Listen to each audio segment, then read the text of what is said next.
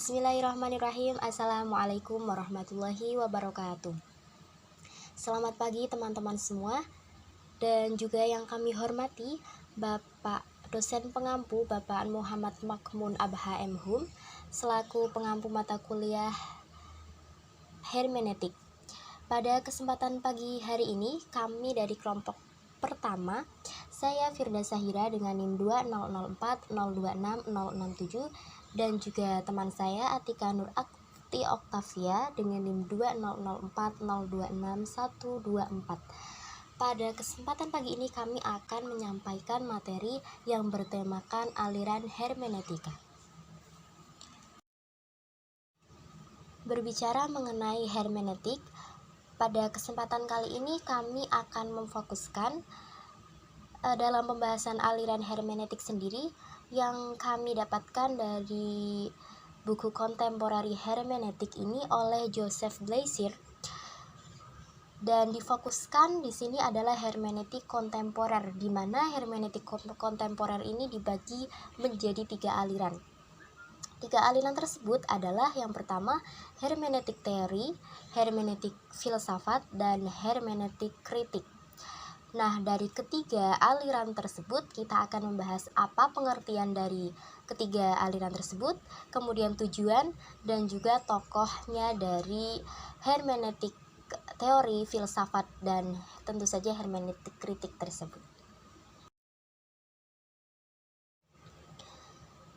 Yang pertama adalah hermeneutika teori, hermeneutical theory. Pengertian dari hermeneutika teori sendiri, di sini kami menyantumkan ada 3 poin pengertian. Yang pertama, hermeneutical theory ini memfokuskan kajiannya pada teori-teori umum tentang penafsiran sebagai metodologi dalam ilmu-ilmu kemanusiaan.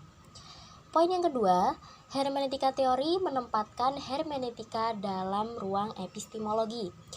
Poin yang terakhir, hermeneutika digunakan sebagai suatu metode penafsiran terhadap pemikiran orang lain untuk sampai kepada pemahaman yang diinginkan pengarang.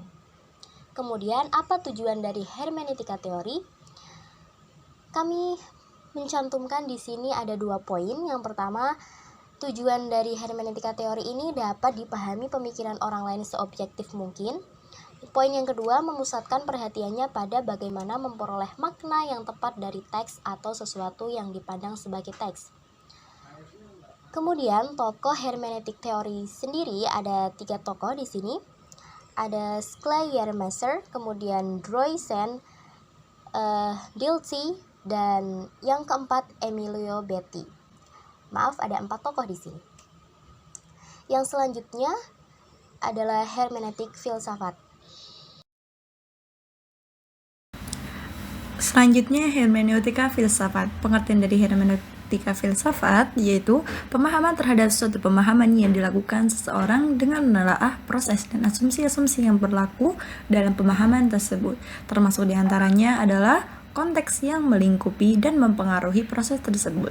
Lalu, menyangkal upaya menemukan pemahaman yang objektif melalui metode penafsiran. Dikarenakan bahwa penafsir telah berada dalam sebuah tradisi yang membuatnya telah memiliki pemahaman awal atau pre-understanding terhadap objek yang dikaji, sehingga ia tidak berangkat dari pemahaman yang netral.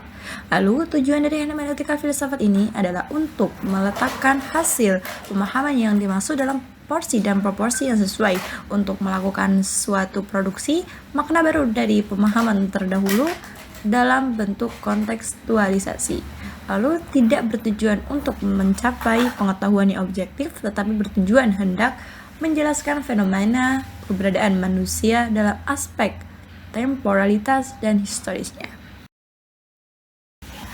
Lalu yang ketiga ada hermeneutika kritik.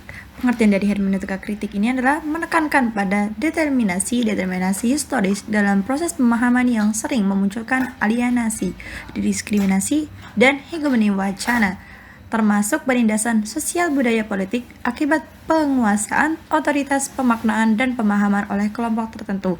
Dan lebih mudahnya, hermeneutika kritik adalah hermeneutika yang berisi cara untuk mengkritisi pemahaman. Dan tujuan dari hermeneutika kritik ini untuk merespon kedua aliran sebelumnya, yaitu hermeneutika teori dan juga filsafat, memahami kondisi psikologi seseorang karena paradigma kritik adalah paradigma psikoanalisis yang bermaksud demikian.